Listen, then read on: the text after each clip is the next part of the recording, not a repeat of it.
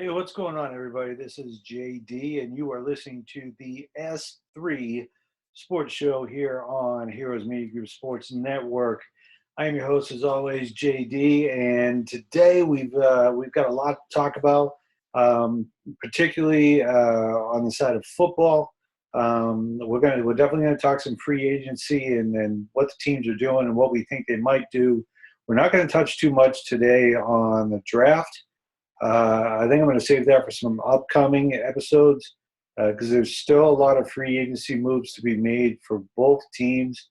So I'm not even going to touch the draft just yet until I have a better handle as far as what's going on in the NFL for both teams.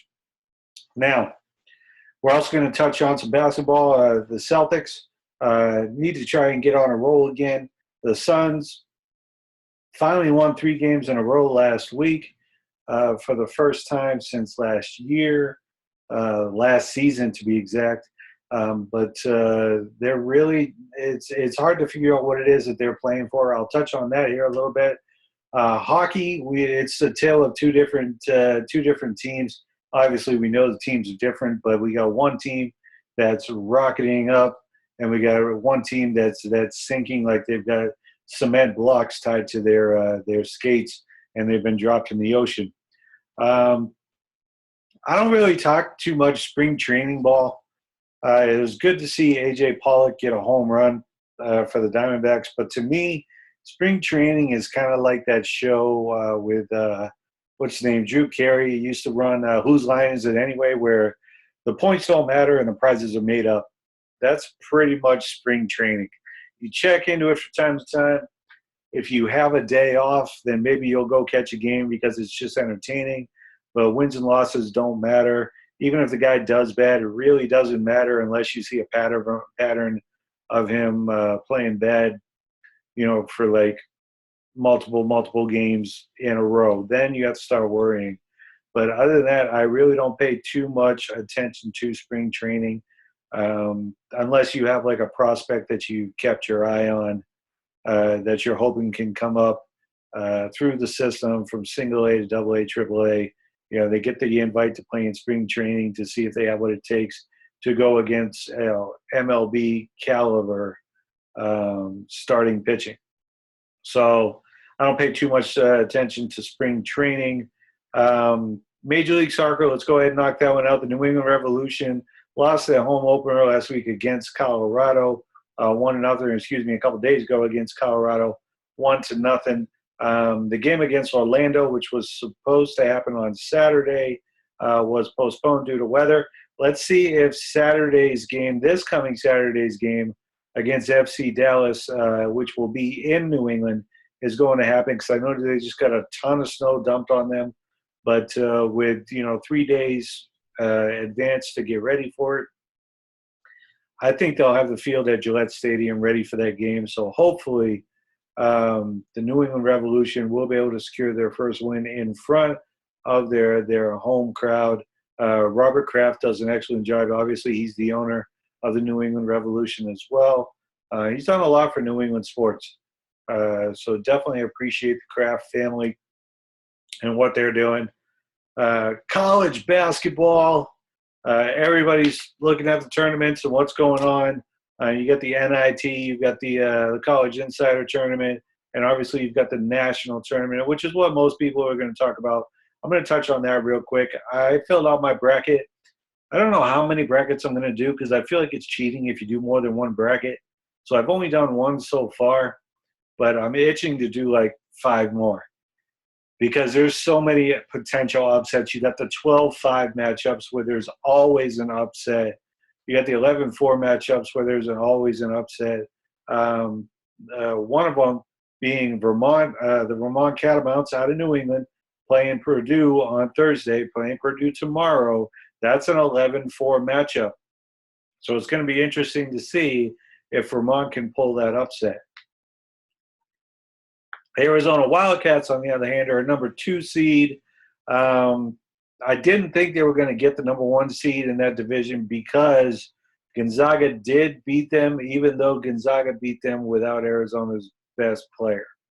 So Now that Arizona's back and 100% healthy, I fully expect Arizona to not only win their division, but to take it all. I love their depth. I love their shooting. I love their size, not just because I'm covering Arizona sports as well. I think the Wildcats are picked. There's many, many people that are picking the Arizona Wildcats to take this, and I'm one of them. So Arizona Wildcats will be taking on North Dakota tomorrow night uh, in their first round game in the round of 64. So look for them to go ahead and advance, and hopefully be 2 rounds in by the time I do my next show. So Arizona Wildcats again take on North Dakota. Vermont Catamounts play the Purdue Boilermakers tomorrow. NASCAR.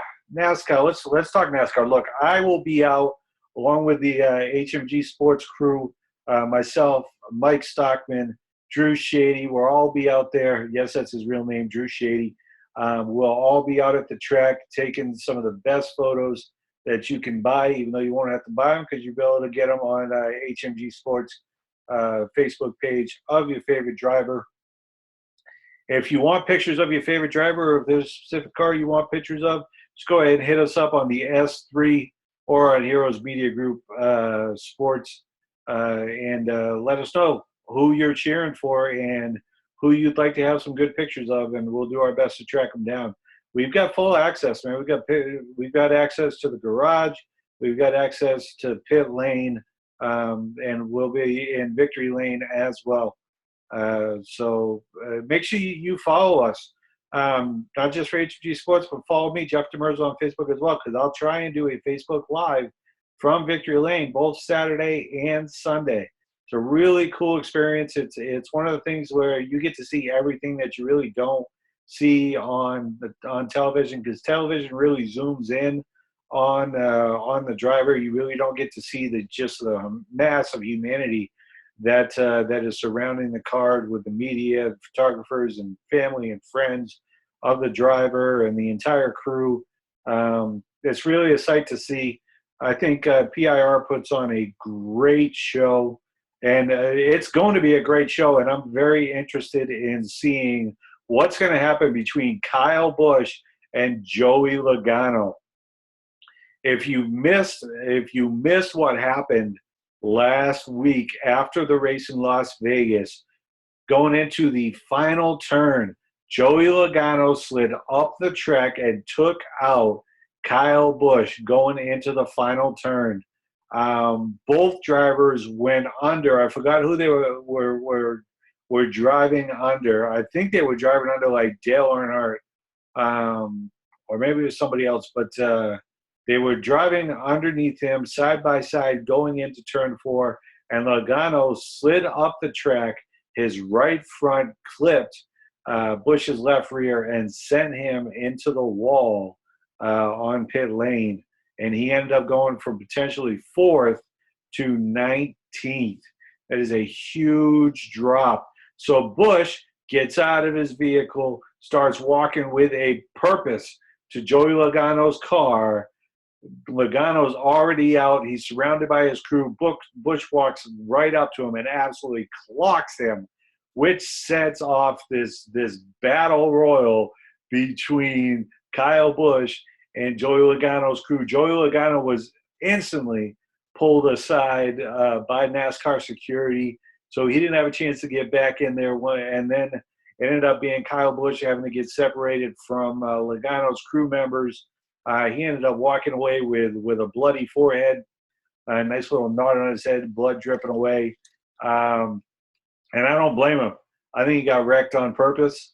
And it's going to be very exciting because both Kyle and Joey Logano will be racing in the Xfinity Series race on Saturday as well. So it's going to be interesting to see if Busch uses that race to get back at Logano, because there is no way, I don't care what NASCAR says, there is no way there isn't going to be something that's going to happen on that race. When these two get together on the track, something's going to happen.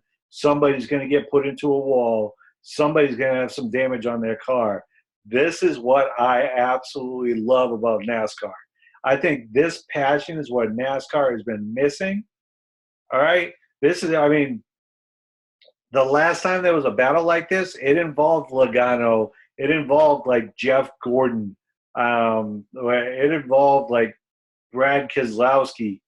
And it happened at PIR. When it happened, it was a battle in the pits, and it was awesome.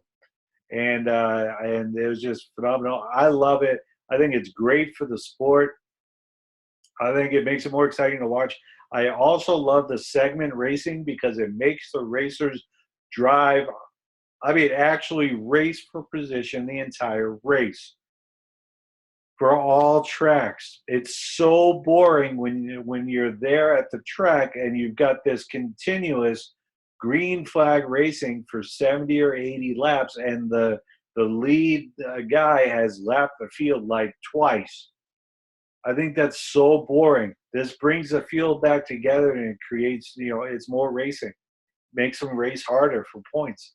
So big shout out to Martin Truex Jr., who not only won the first segment, won the second segment, but ended up winning the race. I thought Brad Keselowski had the race last week. I thought he had it. I was talking about him throughout the race, talking about how good he looked. And then with like 2 laps left, something happened with his car. I still haven't done the research. You probably already know what happened to his car. I didn't look into it. Something happened, and he just fell like a brick, and Truex went right around him. But no, he was dominating those last few laps after he got past Truex, and then something just happened. So that's going to be interesting. I love how Keselowski – I'm really not a fan of Keselowski, but I love how he's racing so far this season. He looks like he's going to be – even though he lost, he won the week prior in Atlanta and was a force to be reckoned with in Vegas. So look for him to come out this week very sharp. He's raced well from time to time out at PIR, so it's going to be interesting. I fully expect – I mean, there's just certain drivers that you expect to do very well. Kyle Busch is one of them. Joey Logano, who won the last race, I believe, at PIR. Kevin Harvick, Freaky Fast Jimmy John's number 4. Look for him to come out like he's on a mission this week after crashing into the wall in Las Vegas and getting out of the race. Danica Patrick, who I always keep an eye on, I would like to see her race in the Xfinity Series as well to get a little bit more under her belt. I don't know if that's already been discussed or if it's an option, but I would love to see her race in the Xfinity Series. I noticed that the racers that do well in the Xfinity Series on Saturday do very well in the race on Sunday. So maybe that would help her out. Obviously, I'm a big fan of Dale Jr. He's my favorite driver. And he's everybody's favorite driver, most popular driver for umpteen years in a row. But it's going to be fun to watch. We're going to be out there Saturday and Sunday. Actually, I'll be out there Friday, too, for qualifying. I got to go off for my photographer's meeting and to pick up my credentials along with Mike and Drew, Mike Stockman and Drew Shady, who will be out there with us, just getting some phenomenal photos for you. Can't wait to see the people from Brother Love Productions, the people from PIR, Cap, and the rest of them. Greg Capilano's one of PIR's photographers. Can't wait to see them out there. We get treated so well by PIR. It's absolutely phenomenal. I can't wait. And it's going to be exciting. The only thing is it's going to be 95 freaking degrees. So we're going to make sure that we stay hydrated, and then we're going to lose some weight, which I can always lose some weight. So I'm going to be out there hustling and running the track 95 degrees and sweating my ass off for you guys, for the fans, for our military followers, our veteran followers, and the rest of you followers. We always appreciate everybody, of course. So we'll be out there at NASCAR this Saturday and Sunday, Friday for qualifying, and then Saturday and Sunday for both races. So if you're going to be out there, hit us up on social media.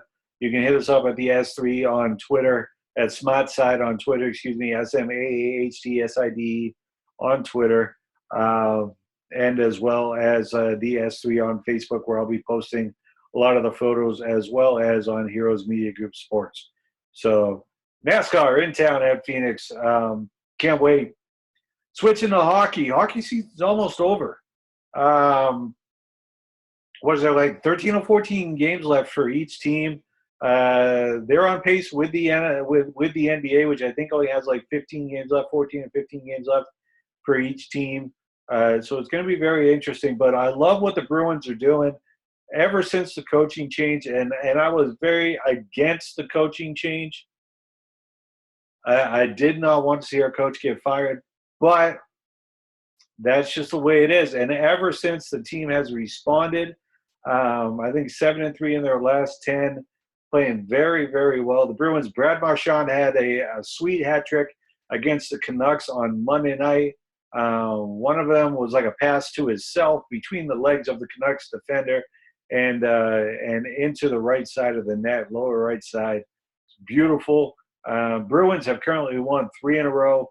Currently, they are in 7th place, 4 points ahead of Toronto in 8th. So it looks like they're going to make playoffs after missing the playoffs last year, which is a huge disappointment in Boston because we always we believe that the Bruins can make the playoffs, and it absolutely was disappointing last year, which is why I think they made the coaching change because they were outside of the playoffs or tied with 8th place for the playoffs before they made the change. Now they're in 7th place, 4 points ahead of, again, Toronto in 8th. They've got 13 games left. The cool thing about that is that 8 of them are at home. They play the Calgary Flames tonight. So it's going to be fun to see.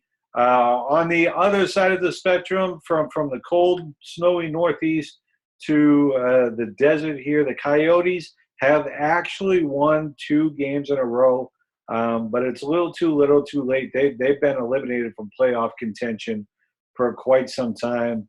Won 2 games in a row for the first time since like February 13th last month. So it was over a month. They've only won 3 games in a row one time this season, and that goes back to like January, like 23rd through the 26th or something like that. I think their third win was on the 26th. In contrast, the Coyotes have lost 3 games in a row 5 times this season. They've only won 3 games in a row one time this season, but they've lost 3 games or more in a row 5 times this season, including a 9-game losing streak. So it's gonna be interesting to see what happens. So, but now it's time to talk some basketball, talk some b-ball. I'm saving the best for last. I'm saving football for last because that's where most of the news is going on. In the NFL, obviously with free agency, somehow even when the season's not going on, the NFL manages to dominate the headlines, which is why I'm doing something a little differently, because usually I would go ahead and start out with the NFL. But no, I do things my way. And basketball, hey, the Celtics need to get on a roll again. Still lead the Atlantic Division by 3 games over Toronto. So it looks like they're going to be able to take the Atlantic Division unless they go on a big losing streak, which I just don't see happening. They're a half game in front of Washington for second right now in the Eastern Conference. 2 games behind the Cavs for the Eastern Conference lead. Can they catch the Cavs? Can they catch the Cavaliers? It's going to be interesting.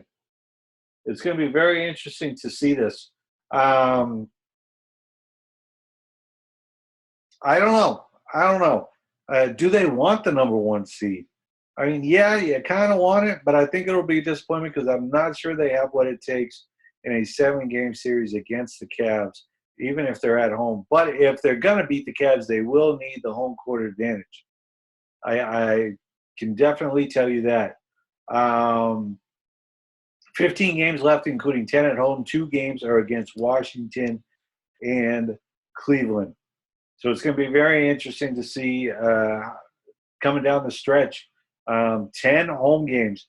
Both games against Washington and Cleveland will be in Boston. So now, on the other hand, the Suns, I mean, what is it? I want to see teams play till the end. Okay? I want them to. I want to see teams that actually finish the season strong. But what is it that they really have to play for? I mean, they're 2 games up on the Lakers for first place in the Western Conference. They need a facilitator on the court, and they just don't have one. They're paying over $100 million locked up on their point guards, and none of them have more than 6 assists per game. And that's coming. I mean, you're looking at Brandon Knight, who's the highest paid player on the team, and he averages 2 assists per game. He's your point guard. He's your highest paid player. 2 assists per game. He's played in 54 games. Yeah, I know he was injured, but he's played in 54 games. He's averaging 2 assists per game. If you think back when the Suns were a playoff team, they had a facilitator at point guard in Steve Nash. He only averaged like 15, 16 points a game, but damn it, he gave you 12 to 15 assists per game, right? And I'm not the biggest Steve Nash fan. I thought his second MVP that he got was, I mean, there's no way he should have got it. He had a good season, but there was so much better seasons out there in the NBA. And I thought somebody else should have got it. But Brandon Knight, again, is the highest paid player on the team, and he averages 2 assists per game. It's absolutely ridiculous. It's ridiculous. You have over $100 million tied up in your point guards, and they can't get more than 6 assists per game. That's what's wrong. That's what's wrong. You have people like Alex Len, who I think Alex Len is a good talent. Only plays 19 minutes per game, but he's still bringing you like 8 points and 7 rebounds a game, right? If he was playing starter minutes, you obviously think he'd be doubling that. Yeah, you'd have a big man that gets 16, 17 points per game and 12 to 14 rebounds a game. I think he can do it, but they're not giving the opportunity. Why? Because you're paying $13 million to the oldest guy on the team in Channing. It's ridiculous. All right? That contract expires this year, though. They better not renew that. They better not renew that, and they better go get some big men. So tired of the Suns. I want them to do good because I live here in Phoenix, and I think the fans deserve a good team to watch. But I think that at the same time, the Suns ownership is bringing in a team that does just enough to make the fans interested. And I think the Suns fan base right now has given up on them from day one, so they're okay with them losing. And if you have a fan base that is okay with your team losing, you're not going to pay much money to get them better. You're just not going to. Right? The fans need to raise their standards for the Phoenix Suns. That's the only way I see the Suns ownership going out and actually doing what needs to be done to bring in good players. But the fan standards are so low right now for the Phoenix Suns that they're basically getting what they expect. They're getting what they expect. Even when the Celtics lost to the Suns on a lucky last-second shot, right, the fans were ecstatic just because they saw the young players doing well. A home team needs to dominate their home court. You can struggle on the road. That's expected. You need to be good at home. They don't have a winning record on either side because it's a surprise when teams come in and the Suns beat them. It's a surprise. I mean, they won 3 games for the first time this year, and it was a surprise because that's the standards that the Suns fans have for the Phoenix Suns, and the Suns ownership knows it. They're not expected to win 2 or 3 games in a row. So the Suns the ownership is happy putting a mediocre at best. I can't even say mediocre because they're the second worst team in the West. Second worst team in the West. It's horrible. In Boston, professional teams are expected to win, and if they don't win, that's it. Changes need to be done. Take the Patriots, for example. The Patriots are a prime example. Any other NFL fan, it's a successful year if your team makes the playoffs. The only way it's a successful year in New England is if they win the Super Bowl. If they don't win the Super Bowl, it's not a successful year. And that championship mentality is passed down to the other teams, the Red Sox, the Bruins, the Celtics. It's passed down. If you don't win a championship, it's a bad year. Here, they would be ecstatic if you just make the playoffs. So teams are built to try and win their division. The Suns aren't even built for that, to be honest with you. The Coyotes sure aren't built for that. The Cardinals have lost that. The Cardinals are now the number 3, right now the number 3 team in the NFC West. At best, the number 3 team. They're barely better. I know they had more wins, but they're barely better than the Niners right now. I firmly believe that LA is going to be a better team next year than the Cardinals, hands down. If they have Goff at starter and gave him a full year with that playbook, Goff will be starting this season. And it's going to be exciting to watch football in LA. It is. And not because the Chargers are there. That's not going to be exciting at all. All right. Speaking of football, free agency, the New England Patriots, let's recap here what they've done in the last week. They released Sebastian Vollmer, which was their tackle. He was injury prone. He was on the PUP list last year. He's getting older. They released him. Patriots went out and traded a 4th-round pick to the Colts for Allen at tight end. Solid pick. Never thought the Colts would do any trades whatsoever with New England, especially after Deflategate. But I guess since we won a Super Bowl anyway, twice, then, hey, all is forgiven and well, it's not forgotten, but we forgave them. All right? So we went and we got their tight end. I think that's a bigger smack in the face of Colts fans anyway, that their tight end went to New England. Speaking of a smack in the face of a opposing team going to New England, let's talk about Stephon Gilmore, the top cornerback free agent in the NFL, goes from the Buffalo Bills to the hated New England Patriots. That is awesome. On top of that, the Patriots trade a 1st and 3rd round pick to the Saints for Brandon Cooks. He is a bona fide number 1 receiver. They have not had that since Randy Moss left the team in 2010. He is a bona fide number 1 receiver. They are going all in on this offense for Tom Brady, knowing it's going to happen. He's going to start to decline. Will it be this year, next year, the year after? I don't know, but it's going to happen because he's getting old. All right?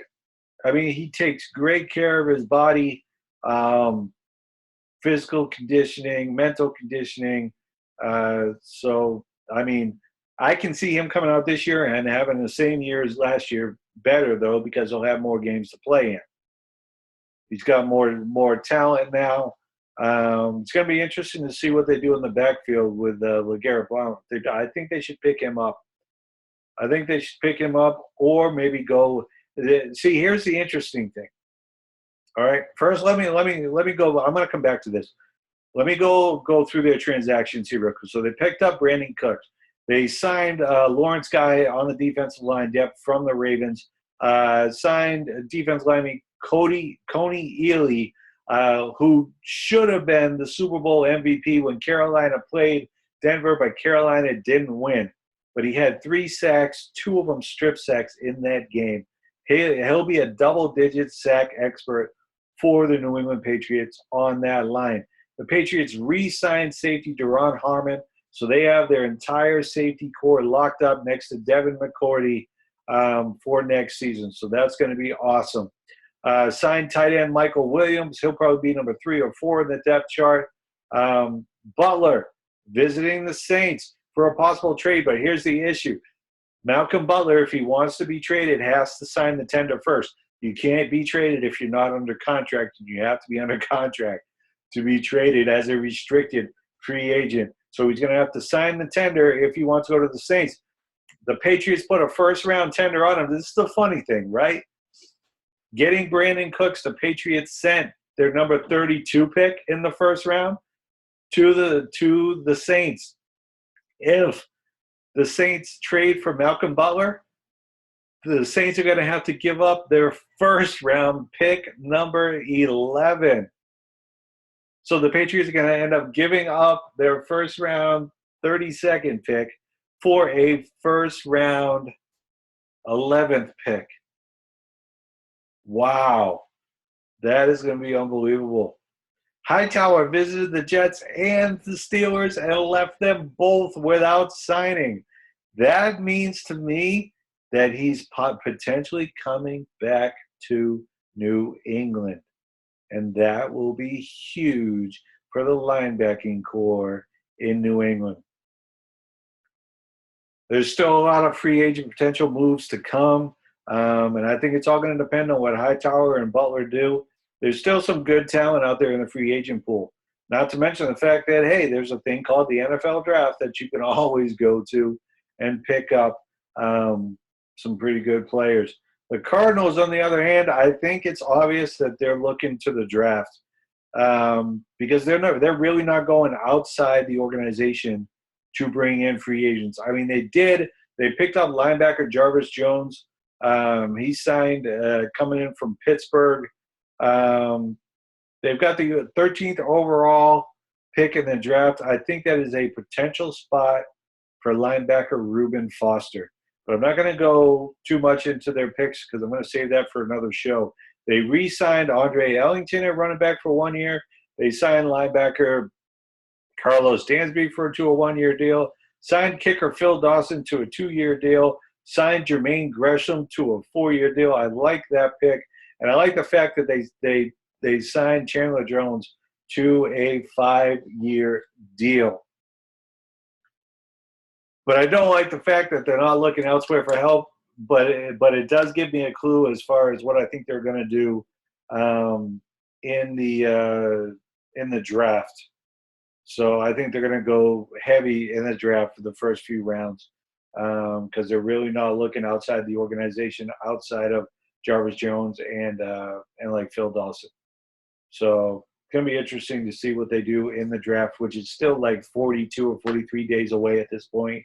So there's going to be a lot of speculation. There's going to be a lot of mock drafts. I'm going to put up my first-round mock draft here as soon as I know, what teams are done for the most part, wheeling and dealing in free agency. So we'll see what happens. We'll definitely see what happens. Again, I'm excited. I'm ecstatic for NASCAR being in town. NCAA Tournament. I picked Arizona to go. I'm picking I think I picked Purdue to beat Vermont in the first round. I know it's my New England team that's in, but I think Purdue is going to be too strong for that 11-4 upset. So I don't think that's going to happen.